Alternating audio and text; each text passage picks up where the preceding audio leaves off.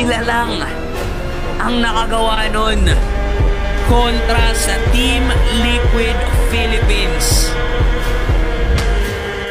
Hindi pa rin sila titigil sa pagbasag ng inip turn FTNC pa mauuna invulnerable once more. Doon pa rin papasok sila. Sige boom!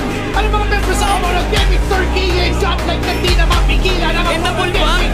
Limang miyembro lamang sa dalawa. Patay muli si Teddy. Random triad na naman. Patay din si Scatterboard. Sinunod pa nila. Itong si Carl DZ na referee yung minions. Wala silang dala.